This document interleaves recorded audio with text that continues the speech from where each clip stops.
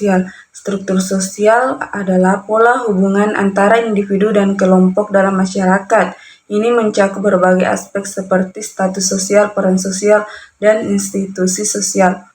Nah, struktur sosial membantu kita memahami bagaimana masyarakat berfungsi dan bagaimana individu dan kelompok berinteraksi satu sama lain.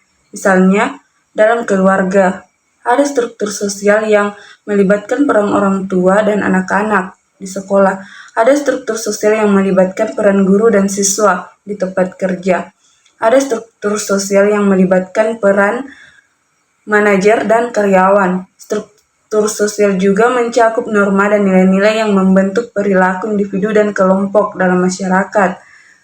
Norma adalah aturan yang tidak tertulis tentang bagaimana kita seharusnya berperilaku, sementara nilai adalah apa yang kita anggap penting dalam hidup. Institusi sosial adalah struktur yang dibentuk memenuhi kebutuhan dan tujuan bersama. Institusi sosial ini mencakup berbagai aspek kehidupan seperti keluarga, pendidikan, agama, pemerintahan, dan ekonomi. Ada beberapa institusi sosial. 1. Keluarga. Keluarga ini adalah institusi sosial pertama dan paling dasar yang kita temui. Keluarga mengajarkan kita nilai-nilai, norma, dan peran sosial. Yang kedua, pendidikan. Pendidikan seperti sekolah dan universitas membantu kita memperoleh pengetahuan dan keterampilan yang diperlukan untuk berpartisipasi dalam masyarakat. Yang ketiga, agama. Agama membantu kita memahami dan menjelajahi pertanyaan spiritual dan moral. Yang keempat, ada pemerintah. Institusi pemerintah mencakup sistem hukum dan politik yang mengatur masyarakat. Terakhir, ekonomi. Ekonomi mencakup bisnis dan pasar yang memungkinkan kita untuk memperoleh dan membagikan sumber daya. Setiap institusi ini memainkan peran penting dalam membentuk masyarakat dan individu di dalamnya.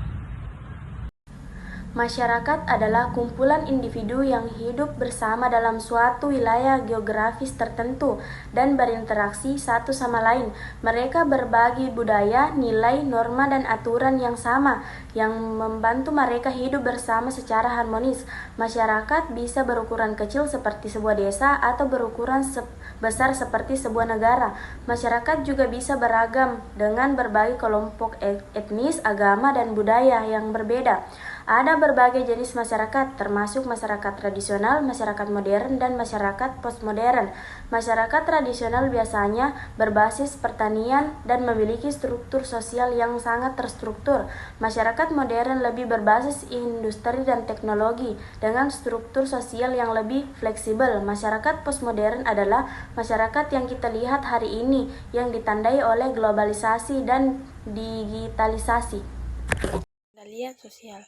Pengendalian sosial adalah proses di mana masyarakat atau kelompok dalam masyarakat mencoba untuk mempengaruhi perilaku individu atau kelompok untuk mematuhi norma dan aturan yang telah ditetapkan.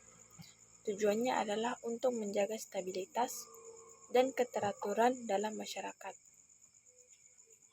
Pengendalian sosial bisa bersifat formal atau informal.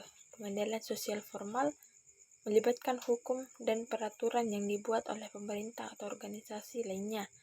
Misalnya, hukum lalu lintas yang dirancang untuk menjaga keamanan di jalan.